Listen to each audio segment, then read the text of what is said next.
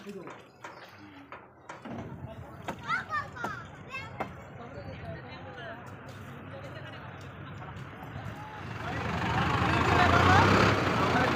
আর গুড় আর কারোই ফাটেনি। এখন আনন্দ আছে। তোমাদের দিকে একটু তুলে নিই।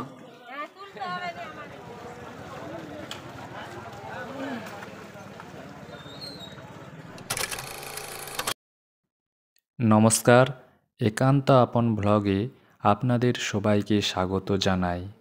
আজকে আমি আপনাদের একটি অন্য ধরনের ব্লগ শেয়ার করব। বিগত কয়েকদিনের প্রবল বর্ষণের ফলে পশ্চিমবঙ্গের দক্ষিণবঙ্গের বিভিন্ন জেলায় যে ভয়াবহ বন্যার পরিস্থিতির সৃষ্টি হয়েছে, তার মধ্যে পশ্চিম মেদিনীপুর জেলার ঘাটালও রয়েছে। এটি যে একটি ব্যস্ত সড়ক সেটি কে বলবে? দেখে মনে হচ্ছে যেন নদী। বড় বড় পুকুর ডুবে যাওয়ায় মানুষজন রাস্তার উপরেই মাছ ধরছে।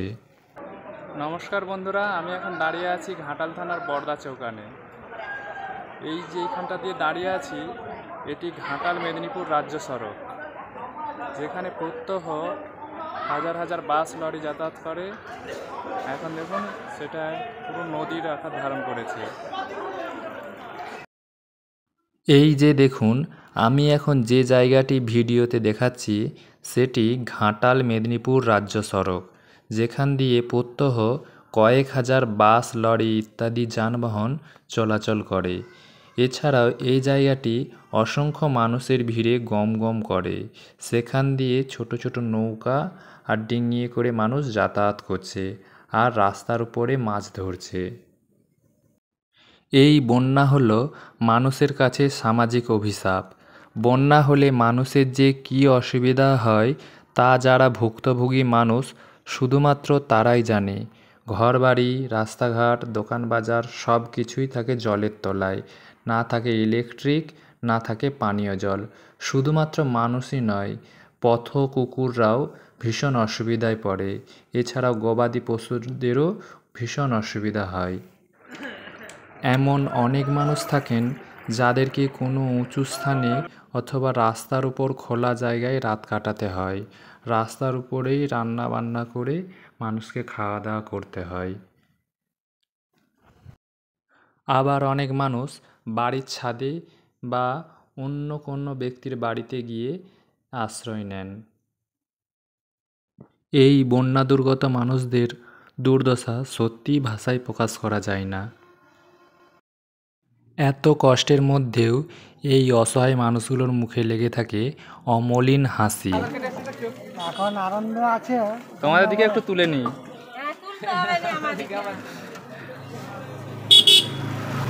তোমরা এটাতেই থাকো রাত্রে?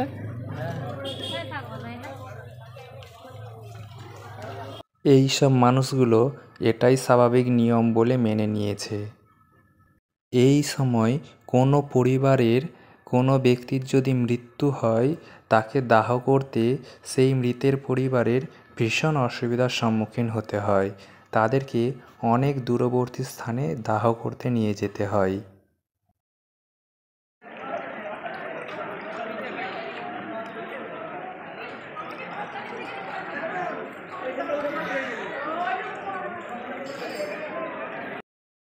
বন্যার জন্য স্কুল কলেজ বন্ধ থাকায় যুবক ছেলেমেয়েরা রাস্তার ওপর বন্যার জল ঘাঁটতে বেরিয়ে পড়েছে। তারাই বা কী করবে বলুন? সারাদিন তো আর বাড়ির মধ্যে বসে থাকতে কারই বা ভালো লাগে। এখানে একটি দুর্গাপূজার প্যান্ডেল বাঁধার কাজ হচ্ছিল। বন্যার জন্য সেটিও বন্ধ হয়ে গেছে। এখন চিন্তার বিষয়, পুজোর আগে সমস্ত কিছু পরিস্থিতি ঠিকঠাক হবে কি না। কারণ পুজো হতে আর হাতে মাত্র 20 দিনও সময় নেই। ভগবানের কাছে আমাদের শুধু একটাই প্রার্থনা থাকবে, তাড়াতাড়ি বন্যার জল কমে গিয়ে যেন আমরা স্বাভাবিক জীবনে ফিরতে পারি। যাই হোক, আজকের ব্লগটি এখানেই শেষ করছি। দেখা হবে পরবর্তী কোনো ব্লগে। আর আমার ব্লগটি যদি ভালো লেগে থাকে তাহলে অবশ্যই একটা লাইক করে দেবেন। আর যারা আমার চ্যানেলটি নতুন দেখছেন তারা আমার চ্যানেলটি সাবস্ক্রাইব করে দেবেন। আর ব্লগটি কেমন লাগলো সেটিও কমেন্ট করে জানাবেন। ধন্যবাদ। ভালো থাকবেন, সুস্থ থাকবেন।